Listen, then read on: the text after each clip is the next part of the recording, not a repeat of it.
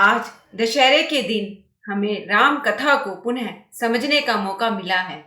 राम कथा के दो मुख्य पात्र हैं, राम और रावण। एक नायक है, दूसरा खलनायक। ये हम सब जानते हैं, पर ऐसा क्यों है? राम राम क्यों है? रावण रावण क्यों है? देखने से लगेगा कि राम अपने अच्छे कार्यों से नायक है और रावण अपने बुरे कार्यों से खलनायक।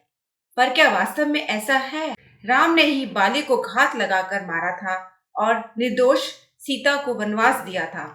रावण ने ही लंका में सीता के साथ कोई जोर जबरदस्ती करने से परहेज किया। तो सिर्फ कार्यों से तो राम को नायक व रावण को खलनायक सिद्ध नहीं किया जा सकता। निश्चित ही कुछ और है, कुछ मूलभूत मोर फंडामेंटल जो उनको नायक व खलनायक बनाती हैं। इसके लिए हमें राम व रावण ने क्या किया, इससे आगे जाकर यह समझना होगा कि राम व रावण क्या है। अगर यह समझ जाए कि वह क्या है, तो फिर उन्होंने जो किया उसको समझना सरल है। ऐसा करने के लिए हमें प्रकृति के विकास क्रम को समझना होगा। प्रकृति में विकास चेतना की मात्रा के हिसाब से होता है। चेतना यानी गॉडलीनेस, प्रभुता की झलक। पत्थरों चट्टानों में चेतना बहुत कम, पेड़ पौधों में कुछ ज्यादा, पशुओं में और ज्यादा व मनुष्य में सबसे ज्यादा होती है। यह प्रकृति का नियम है, नेचर्स लॉ। मनुष्य अपने चेतना को अपने एफर्ट से और बढ़ाकर प्रभुता के तल को छू सकता है। अपनी लापरवाही से अपनी चेतना का पूरा उपयोग न करके पशुता के तल पर भी गिर सकता है। At a fundamental level Ram प्रभुता के तल पर है और रावण पशुता के तल पर। तो राम राम इसलिए है कि वह चेतना के विकास में मनुष्य से एक सीढ़ी ऊपर है। रावण रावण इसलिए है कि वह इस विकास क्रम में मनुष्य से एक सीढ़ी नीचे है। चेतना का एक और अर्थ है एब्सोल्यूट फ्रीडम। चेतना बढ़ती है तो हमारी freedom to think, choose and do वो सब बढ़ती है। इसलिए पत्थर जड़ है, पौधे अचल है, पशु अमन है, पर मनुष्य में मन है जो उसे चूज करने की फ्रीडम देता है। मनुष्य होते हुए भी अगर हम पशुता के तल पर है तो हम पाश यानी फंदे में बंधे हैं। ये फंदा हमारी वासनाओं व हमारे पुराने संस्कारों का है। मनुष्य होते हुए भी अगर हम इन सब से मुक्त है तो हम प्रभुता के तल पर है। इसलिए हिंसा, वासना, अहंकारिता पशुता के प्रतीक है। करुणा, प्रेम व निरअहंकारिता प्रभुता के प्रतीक है। पशुता प्रभुता को कैसे पहचाने?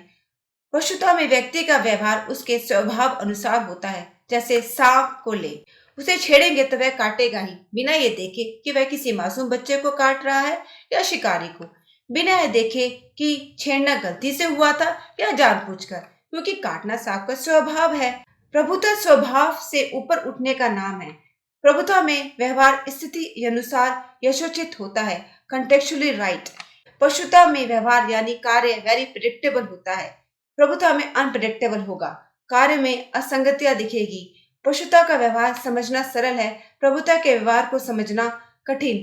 उसके लिए बहुत बारीक बुद्धि चाहिए। राम व रावण को ही ले, राम के चेहरे पर करुणा, प्रेम, अहिंसा की झलक, पर कंधे पर धनुष है। ये असंगत लगता है।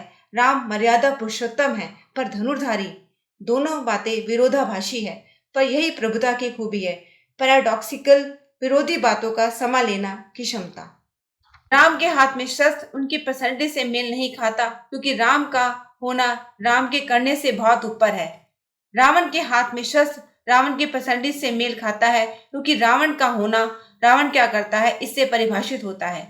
पशुता और प्रभुता के टकराव में प्रभुता की जीत बड़े महत्व की है। विजय, पावर मनुष्य को अहिंसावान बना देती है। जैसे इंग्लिश में कहते हैं, power corrupts and corrupts absolutely.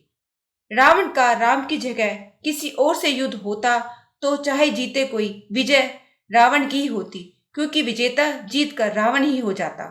Ram Ravan युद्ध में राम जीते और वो राम ही बने रहे, जीत उन्हें रावण ना बना पाई, ये प्रभुता का लक्षण है।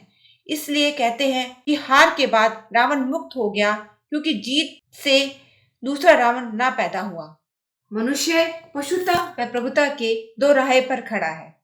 पशुता हमारे विकास का पास्ट टेंस है, प्रभुता फ्यूचर टेंस। अगर मनुष्य सजग ना हो तो पशुता के तल पर गिर सकता है, सजग हो तो प्रभुता के तल पर उठ सकता है। गिरना सरल है और स्वाभाविक है, उठना प्रयास से ही संभव। इसलिए रावण होना बहुत सरल है, राम होना बहुत कठिन। कोई सरप्राइज नहीं कि नायक तो प्रभुता ही होगी और खलनायक पशुता। राम प्रभुता के प्रतीक है, रावण पशुता का। और हम खड़े हैं दो राह पर। चुनाव हमें करना है कि हमें रावण के तल पे गिरना है या राम के तल पर उठना। इस चुनाव से ही यह दशहरा हमारे लिए सार्थक हो जाएगा।